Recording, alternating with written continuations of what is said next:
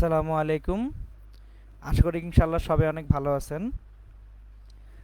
আমরা Newtonian বলবিদ্যা lecture 10-এ যানবাহন এবং রাস্তার ব্যাংকিং এর ডিটেইলস পড়তেছিলাম। আমি এর আগে লেকচার 9-এ আপনাদেরকে টর্কের বিষয়বস্তুগুলি পড়িয়েছি। আজকে আমরা শুরু করব টর্ক থেকে কিভাবে জড়তার ভ্রামক আসে সেই জিনিসটা আমরা দেখতে শুরু করব ইনশাআল্লাহ। তাহলে আমরা শুরু করব টর্ক থেকে কিভাবে জড়তার ভ্রামক আসে সেটা দিয়ে। তারপর আমরা সেখান থেকে আস্তে আস্তে জড়তার ভ্রামক নির্ণয়ের পদ্ধতিগুলো শিখব। সুতরাং আমরা শুরু করি প্রথমেই টর্ক ও জড়তার ভ্রামক দিয়ে। টর্ক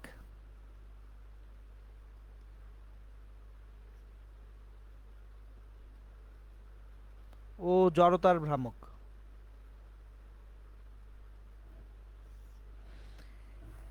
যারা লেকচার 9 মনোযোগ দিয়ে করছেন, লেকচার 9-এ আমি কিন্তু আপনাদেরকে পড়িয়েছিলাম torque tau equals to F R sine theta, বা টর্কের ভেক্টর রূপ টর্ক ভেক্টরটা ইকুয়ালস টু হচ্ছে আর ক্রস এফ ভেক্টর। এটা আমরা পড়ছিলাম।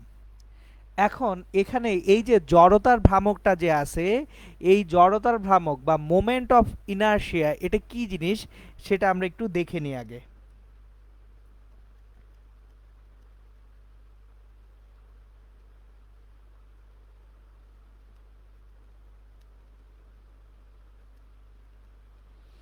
আমি বইয়ের যে সংজ্ঞা আছে সেই সংজ্ঞায় শুরুতে যাব না। আমি বইয়ের সংজ্ঞায় না যে আপনাদেরকে আগে জড়তার ভ্রামক কি এটা একটু প্র্যাকটিক্যালি বুঝাবো। বুঝানোর পরে আমরা গাণিতিকভাবে এই যে ডেফিনিশন বা সংজ্ঞাটা আছে এটাকে ডেভেলপ করব। তাহলে আপনাদেরকে জড়তার ভ্রামক বোঝানোর জন্য আমার দরকার হবে একটা পানির বোতল। 1 মিনিট সময় দেন, আমি একটা পানির বোতল নিয়ে আসতেছি, ওটা দিয়ে আমি বুঝাবো আপনাদেরকে।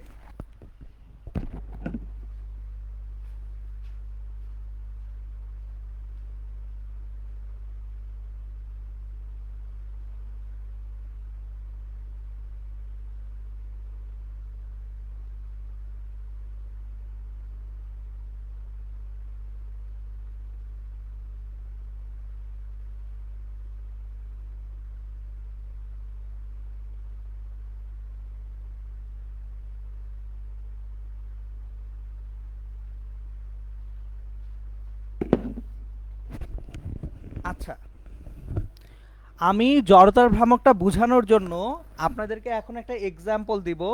এক্সাম্পলটা দিব আমি একটা বোতল দিয়ে। তাহলে বোতল দিয়ে যখন আমি এক্সাম্পলটা ক্রিয়েট করব, আমি ভিডিওটা অন করি।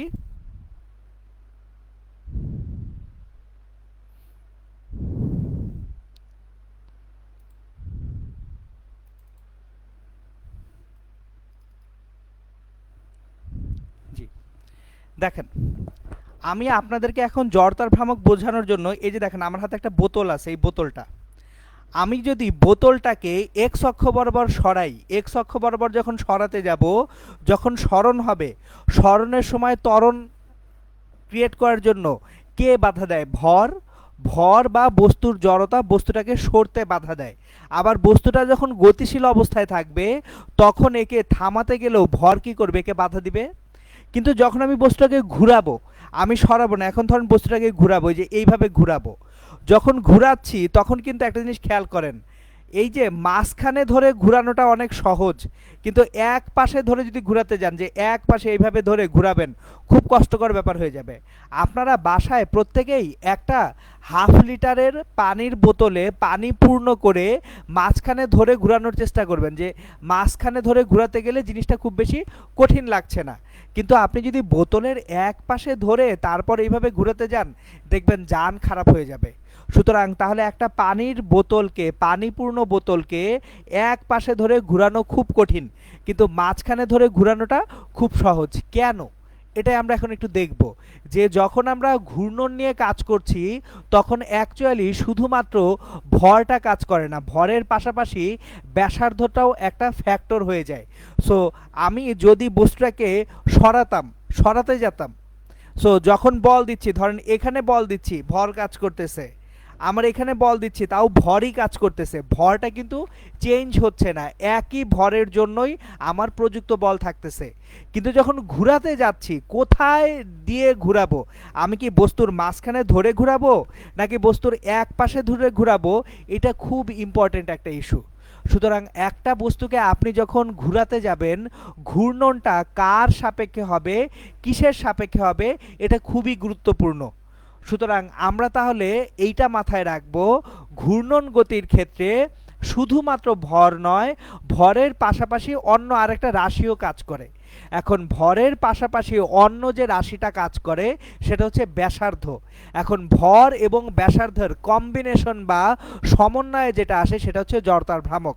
তাহলে জড়তার ভ্রামকের সংজ্ঞায় যাওয়ার আগে আমরা আরেকবার জিনিসটা রিপিট করি, যে ঘূর্ণন গতির ক্ষেত্রে শুধু ভর নয়, ভরের পাশাপাশি ব্যাসার্ধটাও গুরুত্বপূর্ণ বস্তুটাকে ঘোরানোর ক্ষেত্রে। তাহলে ভর এবং ব্যাসার্ধের কম্বিনেশন বা সমন্বয় থেকে যেটা আমরা পাবো সেটা হচ্ছে জড়তার ভ্রামক। এখন ভর এবং ব্যাসার্ধের এই যে কম্বিনেশন বা সমন্বয়, সেটা কিভাবে আসে চলেন সেটা আমরা এখন দেখি। তাহলে আমরা ভিডিও স্টপ করি আপাতত। চলেন এখন ভর এবং ব্যাসার্ধের যে কম্বিনেশন বা সমন্বয় কিভাবে আসে সেটা দেখব। খেয়াল করে দেখেন, একটা বস্তুকে আমি যখন টর্ক দিচ্ছি, টর্ক দিলে তার ত্বরণ তৈরি হবে, কিন্তু এই ত্বরণটা হবে কৌণিক ত্বরণ। কিভাবে?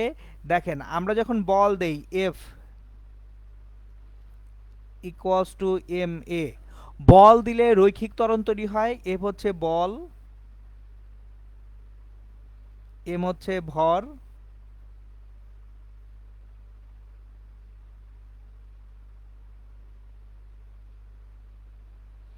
এ হচ্ছে রৈখিক ত্বরণ। এখন আমি যখন একটা বস্তুতে বল দিচ্ছি তখন আমার কি পাচ্ছি? রৈখিক ত্বরণ পাচ্ছি। কিন্তু আমি যদি টর্ক প্রয়োগ করি তাহলে যেটা পাবো কৌণিক ত্বরণ।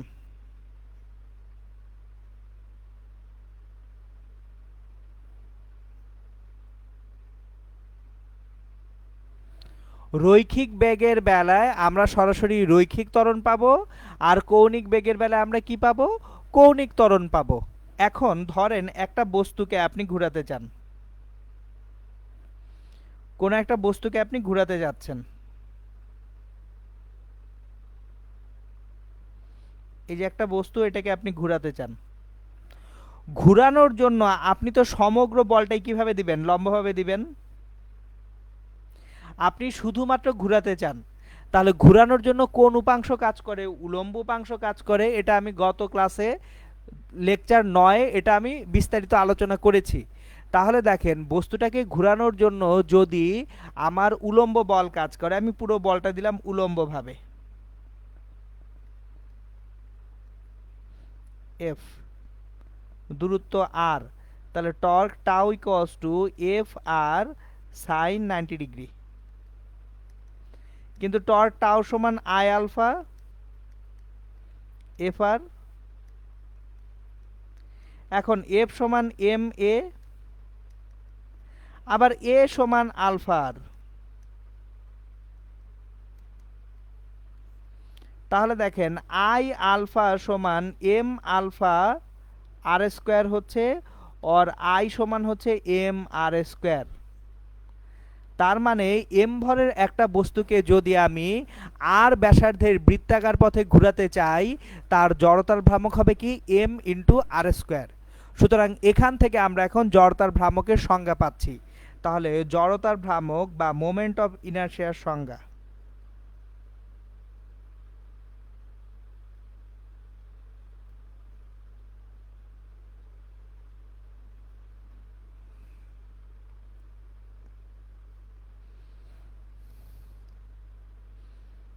কোনো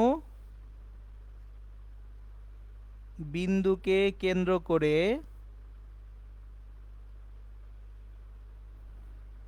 একটি বস্তু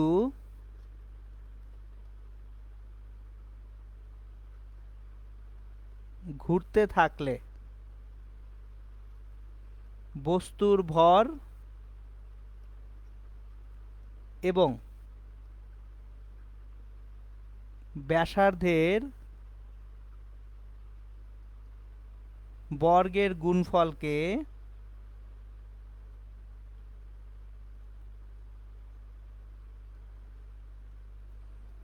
জড়তার ভ্রামক বলে।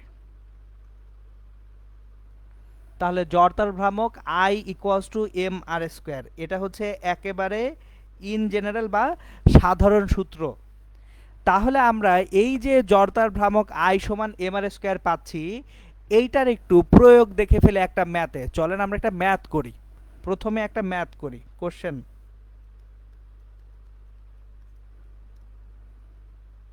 50 সেন্টিমিটার দীর্ঘ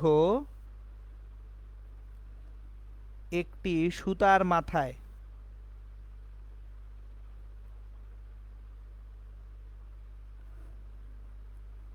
একটি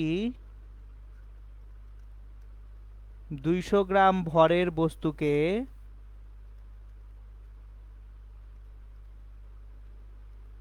বেঁধে স্থির অবস্থা হতে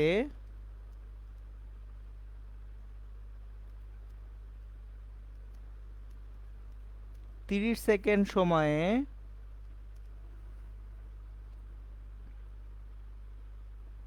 60 রোটেশন পার মিনিট বেগে ঘোরাতে হলে প্রযুক্ত টর্ক কত? দেখেন, আমরা শুরুই করলাম একটা ম্যাথ দিয়ে। 50 সেন্টিমিটার দীর্ঘ একটা সুতার মাথায় আমরা একটা 200 গ্রাম ভরের বস্তুকে বাঁধবো এবং স্থির অবস্থা থেকে 30 সেকেন্ড সময়ে 60 আরপিএম বেগে ঘুরাবো। সেক্ষেত্রে প্রযুক্ত টর্ক কত হবে সেটা আমাদের জানা দরকার। তাহলে চলেন এটার সলভ করি আমরা। কোশ্চেন অনের সলভ। দেখেন, আমার 50 সেন্টিমিটার দীর্ঘ একটা সুতা। তাহলে যদি সুতাটা হয় হচ্ছে 50 সেন্টিমিটার দীর্ঘ, তাহলে তার ব্যাসার্ধ আর ইকুয়ালস টু 0.5 মিটার। আর ভর, বস্তুর ভর এম সমান 200 গ্রাম। 200 গ্রাম মানে 0.2 কিলোগ্রাম। তাহলে জড়তার ভ্রামক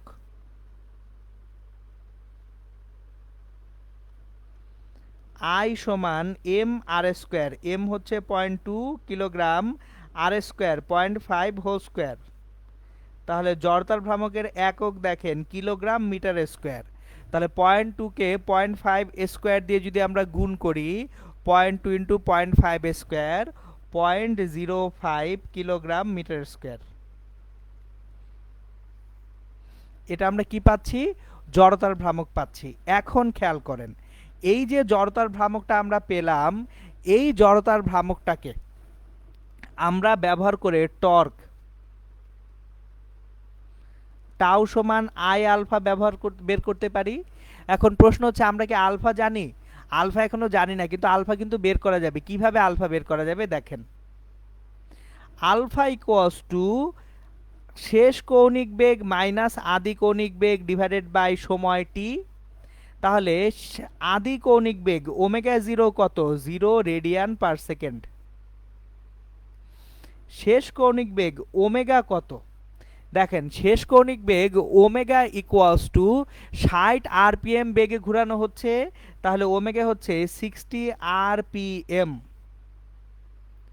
এখন 60 রোটেশন পার মিনিট, আপনাদেরকে গত চ্যাপ্টারে আমি যখন গতিবিদ্যা পড়িয়েছিলাম খুব সুন্দর মতো rotation per minute, rotation per second, এগুলার কনভার্সনগুলো কিন্তু সবগুলো আমি দেখাইছি। এই যে দেখেন, এখন এসে সব আবার কাজে লাগছে। তাহলে রোটেশন পার মিনিট, 1 মিনিট এসে রোটেট করতেছে 60 বার। তাহলে 60 ইন্টু 2π/60 রেডিয়ান পার সেকেন্ড। দেখেন, 1 রোটেশন পার মিনিট হচ্ছে 2π/60 রেডিয়ান পার সেকেন্ড।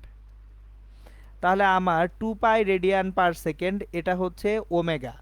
সুতরাং টর্ক টাউ ইকুয়ালস টু আয়ের মান বের হয়েছে 0.05 আলফা। তাহলে omega 2π minus omega 0 0 divided by T, কত সময়ে সে এই টর্কটা পাচ্ছে, কত সময় সে কৌণিক বেগ অর্জন করছে, 30 সেকেন্ড সময়ে, তাহলে এটা ডিভাইডেড বাই 30। তাহলে আমরা যেটা পাচ্ছি টর্কটা 0.05 ইন্টু,